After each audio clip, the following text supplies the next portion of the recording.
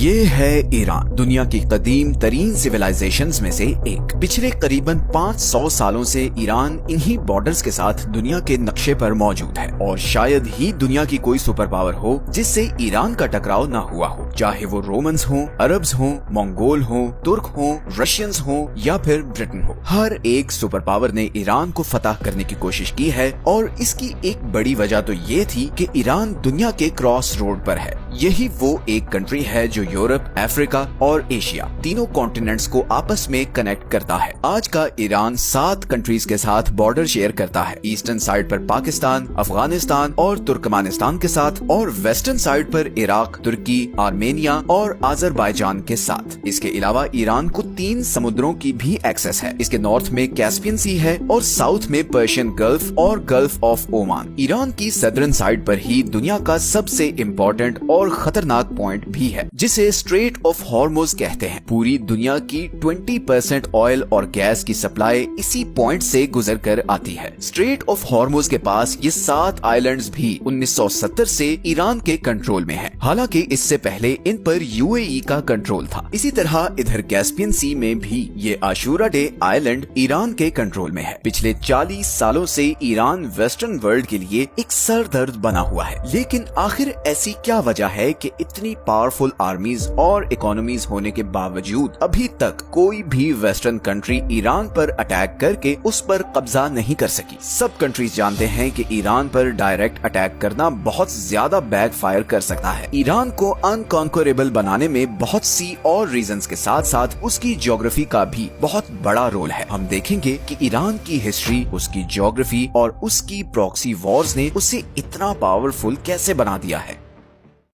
سب سے پہلے ہم ایران کی جیوگرافی کو سمجھتے ہیں۔ ایران کی سدرن اور ویسٹرن سائڈ پر زیگروس ماؤنٹین رینج ہے۔ ایران کی کوسٹ لائن سے لے کر عراق اور اوپر ترکی تک پھیلی ہوئی یہ ماؤنٹین رینج ایران کو ایک زبردست نیچرل پروٹیکشن دیتی ہے۔ یہ سارا ایریا بہت ہی پتھریلا ہے اور اسے کراس کرنا بہت زیادہ مشکل ہے۔ ان پہاڑوں کا ایران کو اتنا فائدہ ہے کہ 1980 میں جب عراق نے ایران پر اٹیک کیا تو اس کا پلان یہ تھا کہ ایک تو وہ یہاں خوزستان کے آئل رچ صوبے پر قبضہ کر لے، اور پھر یہاں سے آگے ایران کے باقی شہروں پر بھی قبضہ کر کے ایرانین ریولوشن کو کچل دے، کیونکہ سب عرب کنٹریز ڈرے ہوئے تھے کہ ایرانین ریولوشن کے اثرات باقی عرب تک نہ پھیل جائیں۔ مگر عراقی آرمیز 2 سالوں میں صرف ادھر خوزستان تک ہی پہنچ سکی۔ انہوں نے بہت کوشش کی کہ وہ زیگروس کے پہاڑوں کو کراس کر کے ایران پر قبضہ کر سکے، مگر انہیں کامیابی نہیں ملی، اور پھر ایونچولی ایران عراقی فورسز کو پیچھے دھکیلتا ہوا عراق کے اندر تک گھس گیا۔ مگر یہاں پر ایران کو بھی یہ مسئلہ آیا کہ جہاں عراقی آرمی کو آسانی سے اس کے شہروں سے سپلائی مل رہی تھی، وہیں ایرانی آرمی کو سپلائی پہنچانا بہت مشکل ہو گیا، کیونکہ ایران کے سارے بڑے ڈیپو اور شہر زیگروس ماؤنٹین رینج کے دوسری طرف تھے۔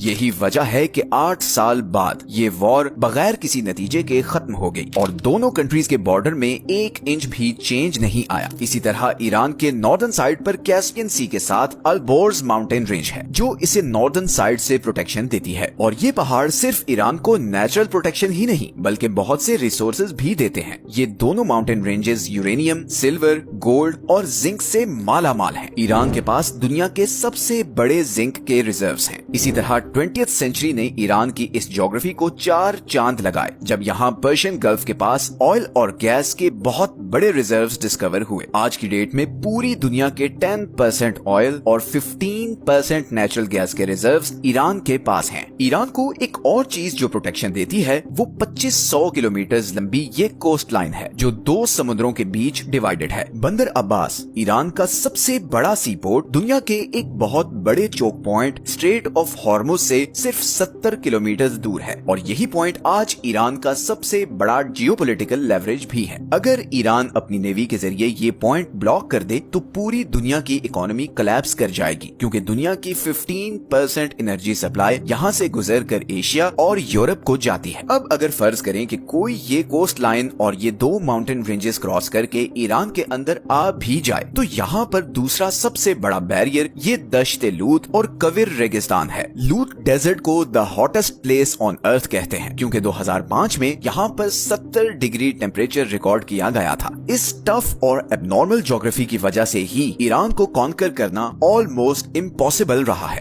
लेकिन आज की डेट में जो दूसरी चीज ईरान को इतना पावरफुल बनाती है वो है उसकी जियोपॉलिटिकल स्ट्रेटजी। सबसे पहले अगर हम ईरान के डेमोग्राफिक्स को देखें तो इसकी पॉपुलेशन तकरीबन 9 करोड़ है, जिसमें 95% शिया मुस्लिम हैं। ईरान में 62% लोग पर्शियन हैं, 16% आज़ेरी, 10% कुर्द और बाकी 12% बलोच, लूर, अरब और तुर्किक हैं। अब 1979 की शिया रेवोल्यूशन से पहले ईरान एक लिबरल कंट्री था और इस खित्ते में अमेरिका का एक बहुत स्ट्रॉन्ग एलाय भी था। इवन उस जमाने में अमेरिका ईरान को मिलिट्री जेट्स तक सप्लाई किया करता था। लेकिन फिर इमाम खोमेनी के आने के बाद यहाँ के सारे डायनामिक्स चेंज हो गए। आपको ये जानकर हैरत होगी कि 1979 से पहले ईरान और इसराइल के आपस में बहुत अच्छे रिलेशंस थे। इनफैक्ट ईरान 1948 में इसराइल को एक्सेप्ट करने वाला दूसरा सबसे बड़ा मुस्लिम मेजॉरिटी कंट्री था। लेकिन इमाम खोमेनी ने आते ही पैलेस्टीनियंस की सपोर्ट में आवाज उठाई और ऐलान किया कि अब से इसराइल ईरान का नंबर 1 एनिमी है। तेहरान ने इसराइल के साथ सारे डिप्लोमेटिक टाइज खत्म कर दिए। इसराइल जाने वाली सारी फ्लाइट्स कैंसिल कर दी गईं और तेहरान में मौजूद इसराइली एम्बेसी को पैलेस्टीनियन एम्बेसी में कन्वर्ट कर दिया गया। इसका सबसे पहला नतीजा तो ये हुआ कि इसराइल के साथ साथ ईरान के अमेरिका के साथ भी ताल्लुकात खराब होना शुरू हो गए। लेकिन ताल्लुकात की ये खराबी सिर्फ इसराइल और अमेरिका तक ही नहीं रही, बल्कि ईरान के गिर्द मौजूद सारी अरब स्टेट्स भी शिया रेवोल्यूशन के बाद अलर्ट हो चुकी थी। वो सब इस बात से खौफजदा थे कि कहीं ईरान की आइडियोलॉजी इधर अरब स्टेट्स तक ना पहुंच जाए और इसके नतीजे में उनकी किंगडम्स को अच्छा खासा नुकसान पहुंच सकता है। बिकॉज इन सब अरब स्टेट्स में बादशाहत थी। 1980 में इन्हीं सब अरब स्टेट्स ने मिलकर सद्दाम हुसैन को ईरान पर अटैक करने के लिए बैक किया था। यहीं पर ईरान को भी समझ आ गई कि अगर उसने सरवाइव करना है तो उसे अपनी आइडियोलॉजी को बाहर दूसरे कंट्रीज तक पहुंचाना होगा, क्योंकि उसके और उसके सबसे बड़े दुश्मन इसराइल के बीच ये सारे अरब कंट्रीज हैं जो उसके सख्त खिलाफ हैं। इसीलिए उसे कुछ ऐसा करना होगा कि इसराइल से दूर होने के बावजूद वो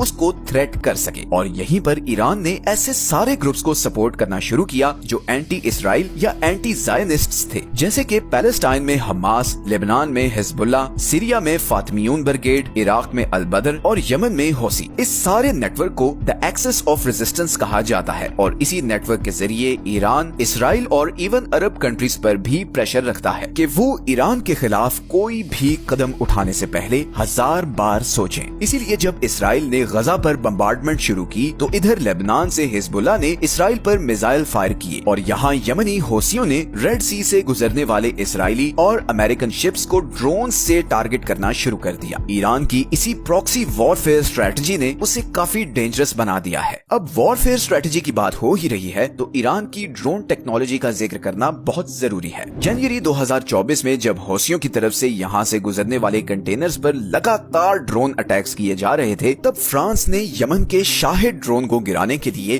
$1 मिलियन वाला Aster 15 surface to air missile use किया, जबकि यमनी ड्रोन की कॉस्ट सिर्फ $20,000 थी। यमनी हौसियों को ये सारे ड्रोन्स ईरान सप्लाई कर रहा है और इन ड्रोन्स की इतनी धूम मची है कि रशिया यूक्रेन के खिलाफ भी इन्हीं ईरानी ड्रोन्स को इस्तेमाल कर रहा है। अमेरिकन सेंट्रल कमांड की 2022 की रिपोर्ट के मुताबिक ईरान के पास पूरे मिडिल ईस्ट में सबसे ज्यादा और मॉडर्न बैलिस्टिक मिसाइल हैं। ईरान के सारे मिसाइल्स 2000 किलोमीटर तक अपने टारगेट को हिट कर सकते हैं। तो इन अ नटशेल अगर हम ईरान की ज्योग्राफी, उसकी प्रॉक्सी स्ट्रेटजी और ड्रोन टेक्नोलॉजी को देखें तो इसके बावजूद कि ईरान पर वेस्टर्न दुनिया की सैंक्शंस हैं और उसकी इकोनॉमी ऑफिशियल ग्राउंड्स पर बहुत छोटी है, ईरान एक ऐसे कंट्री के तौर पर सामने आता है जिसके पोटेंशियल के बारे में बहुत सी अनसर्टेनिटीज हैं, चाहे वो उसका न्यूक्लियर प्रोग्राम हो, प्रॉक्सी नेटवर्क्स की फंडिंग हो या मिसाइल टेक्नोलॉजी। ईरान के बारे में बहुत से ग्रे एरियाज हैं जिनकी वजह से वेस्टर्न कंट्रीज उस पर डायरेक्ट अटैक करने से कतराते हैं। अगर हम सिर्फ यही एक पॉइंट को देखें कि दुनिया के 2 choke points strait of Hormuz और बाब अल मंदेब ईरान की टारगेट रेंज में हैं, तो यही चीज उसे बहुत पावरफुल लेवरेज दे देती है। और अब तो रशिया और चाइना भी अनऑफिशियली ईरान को बैक कर रहे हैं। अभी हाल ही में जब हमास के लीडर इस्माइल हुनिये को ईरान में असैसिनेट असैसिनेट किया गया तो बहुत सी ऐसी अनकन्फर्म रिपोर्ट्स भी सामने आई कि रशियन इंटेलिजेंस और मिलिट्री जनरल्स ईरानी ऑफिशियल से मिले हैं और उन्हें यकीन दिलाया है कि अगर वो इसराइल के खिलाफ रिटेलिएट करते हैं तो वो ईरान का भरपूर साथ देंगे। फिलहाल तो इस्माइल हुनिये के कत्ल के बाद ईरान की इंटरनल सिक्योरिटी पर बहुत से सवालात उठ रहे हैं और बज़ाहिर ऐसा लग रहा है जैसे इंटरनली कुछ गड़बड़ भी है। ईरान इस पर कब और कैसे रिटेलिएट करेगा और क्या ईरान इसराइल और अमेरिका का जवाबी वार सहने की सलाहियत रखता है, ये तो आने वाला वक्त ही बताएगा। ये हैं वो सारे सोर्सेज जहां से हमने इस वीडियो के लिए कंसल्ट किया है। मिलते हैं नेक्स्ट वीडियो में एक और इंटरेस्टिंग टॉपिक के साथ। अपना ख्याल रखें। अल्लाह हाफिज।